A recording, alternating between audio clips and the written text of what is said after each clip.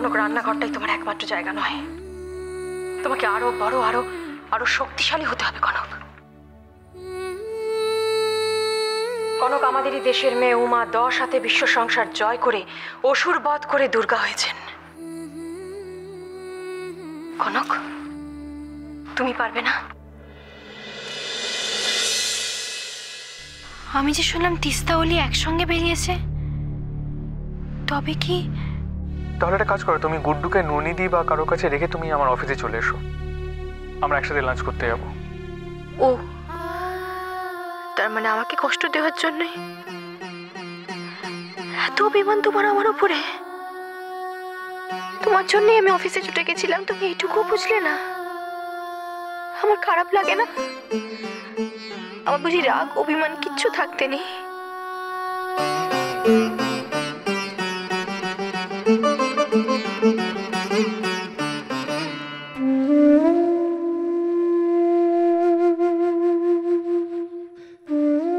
ছোট মা, ছোট মা, ও এত তাড়াতাড়ি ফিরে এলো? সব ঠিক আছে তো?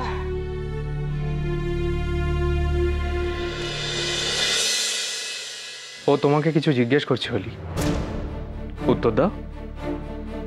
কেমন আছো সেটা বলো ওকে।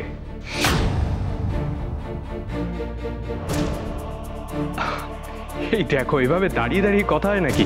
চলো বসো, তোমরা বসো, চলো প্লিজ।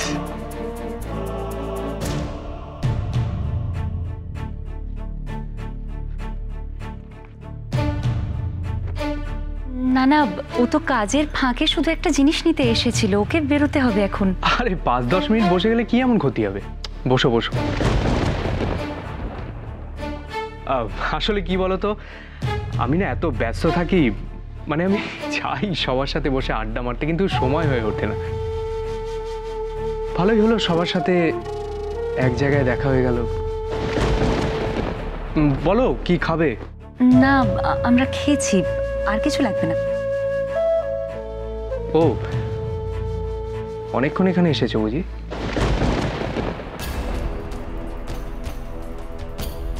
না মানে এখানে বেশিক্ষণ না, তবে বাড়ি থেকে অনেকক্ষণ বেরিয়েছি, এবার আমাদের যেতে হবে। আরে না না, ও নিয়ে কোনো টেনশনই করো না, আমি আছি তো, কোনো প্রবলেমই হবে না। গরম আছে ভালো। কোল্ড কফি অর্ডার করি? না মানে অন্য কিছু যদি। আচ্ছা, কি অর্ডার করা যায়?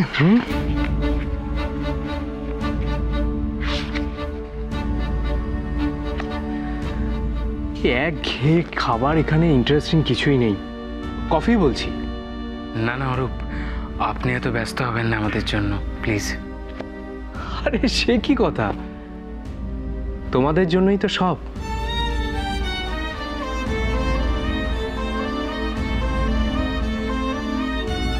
অরূপ, আমার ছেলেটা বাড়িতে একা রয়েছে তো, তাই এবার আমাদের যেতেই হবে। ইনফ্যাক্ট আমরা এখানে আসতামও না, ওই জাস্ট ওকে একটা জিনিস দেবার জন্যই। আরে ঠিক আছে, এত ক্ল্যারিফিকেশনের কোনো প্রয়োজন নেই, আমি জানতে চাইনি কিছু। না, আরো 5 মিনিট বসা মানেই। এতক্ষণ যখন বসতে পেরেছো, আর একটু পারবে। সরি অরূপ, আমাকে বেরোতেই হবে। ব্রো, আমার জিনিসগুলো দে, আমার জিনিসগুলো। বেশ, তাহলে আর কি করা যাবে? হ্যাঁ ঠিক আছে, তুমি এগো, আমরা 3 জন একটু আড্ডা মেরে তারপর ফিরছি।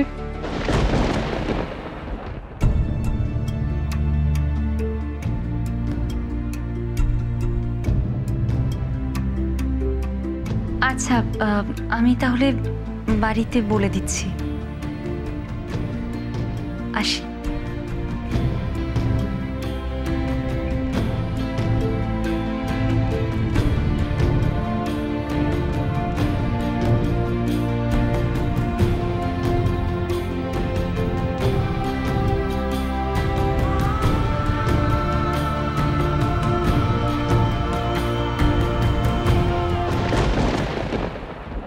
কি হলো সাত্তকী, এত চিৎকার করে ডাকাডাকি করছো কেন?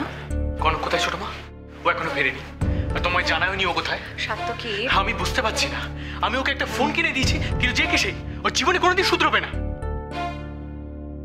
আর আমি খালি ভেবে চলেছি ও কোথায় যেতে পারে। এত সাহস ওর।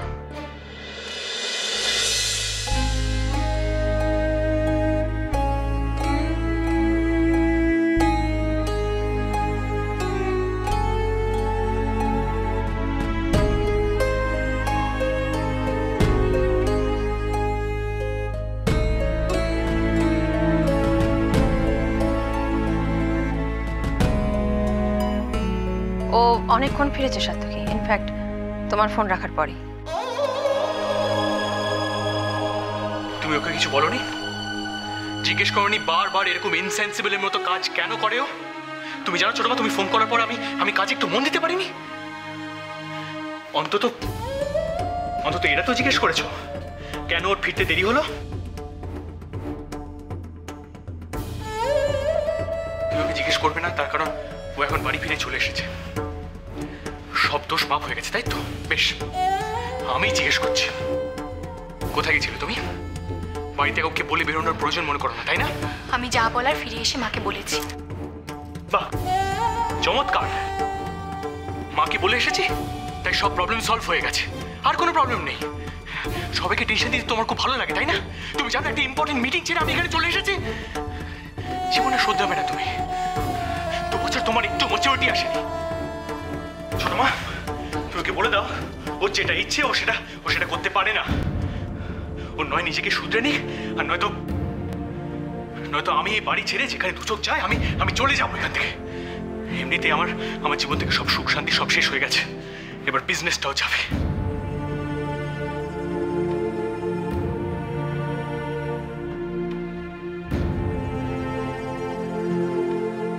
কি বুঝলে কনক? এটা রাগ নয় মা, অভিমান। এটা ভালোবাসা। তোমার কোথাও ভুল নেই কনক। তোমার যা ছিল সব তোমারই আছে। এটা আমার বিশ্বাস মা, কিন্তু মাঝে মাঝে মনে হয় এটা শুধু দায়িত্ব কর্তব্য নয় তো।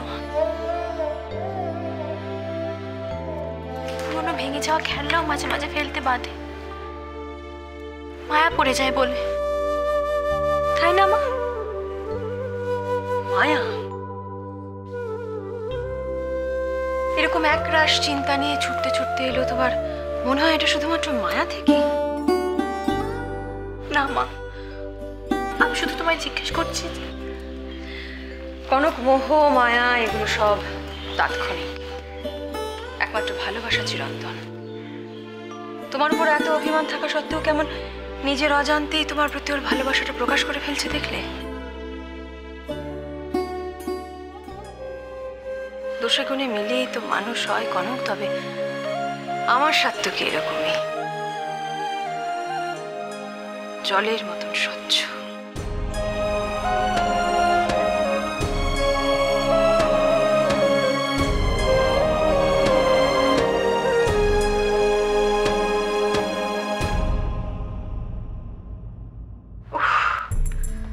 সকাল থেকে একটু বসার সময় পাই না, কোনটা ছেড়ে যে কোনটা করি।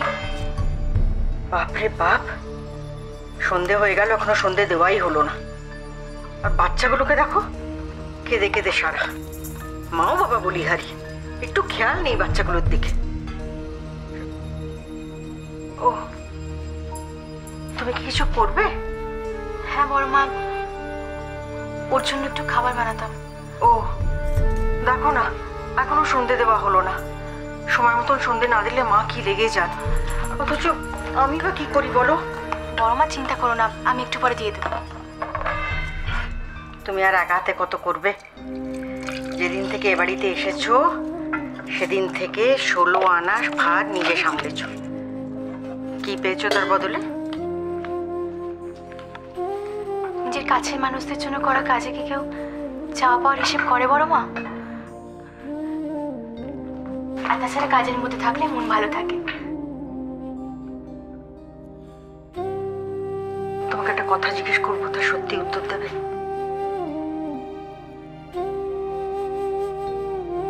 আজকাল কিছু জিজ্ঞেসই করতে পারি না, কোনো কথা বলে না, আরো গম্ভীর, আরো চুপচাপ হয়ে গেছে।